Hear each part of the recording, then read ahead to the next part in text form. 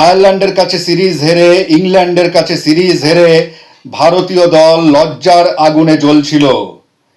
এবার জিম্বাবুয়েকে কাছে পেয়ে শরীরের সেই সমস্ত জ্বালা মিটিয়ে নিল ভারতীয় দল। নমস্কার, আমি মনোজ ভট্টাচার্য। জিম্বাবুয়ে সফরে টি-20 সিরিজের প্রথম টি-20তে মুখোমুখি হয়েছিল ভারত এবং জিম্বাবুয়ে।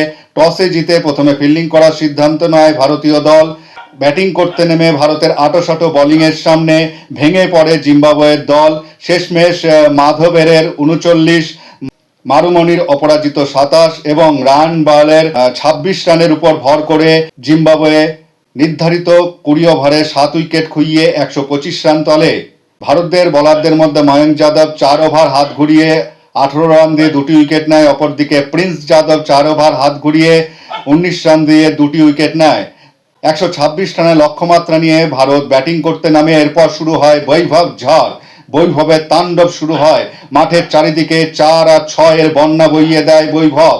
মাত্র 18 বলেই নিজের আন্তর্জাতিক ক্যারিয়ারের প্রথম অর্ধশতরান পূরণ করে বৈভব সূর্যবংশী। 4টি 4 এবং 4টি 6-এর সাহায্যে বৈভব 50 রান পূরণ করে মাত্র 18 বলেই। বৈভব সূর্যবংশী মাত্র 18 বলে তার আন্তর্জাতিক ক্রিকেটের প্রথম অর্ধশতরান পূরণ করে। বৈভব মাত্র 15 বছর 118 দিন বয়সে তার আন্তর্জাতিক ক্যারিয়ারের প্রথম হাফ সেঞ্চুরি পূরণ করেন।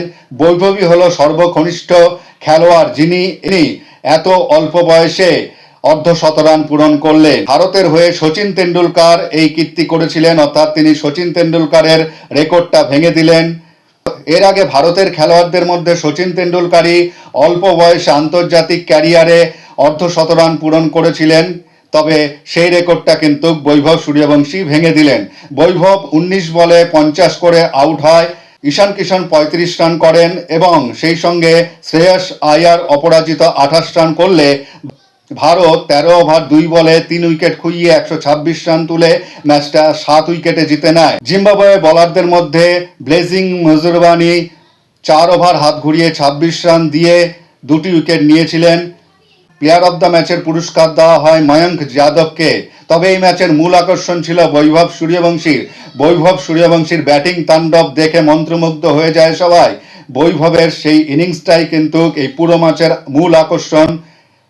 এবার দেখা যাক বৈভব আর কি কি কীর্তি রচনা করে। শ্রেয়স আয়ারের অধিনায়ক হিসাবে প্রথম ম্যাচ জয় ছিল এটা। শ্রেয়স আয়ারের অধিনায়কত্বে ভারত প্রথম ম্যাচ জিতল এদিন।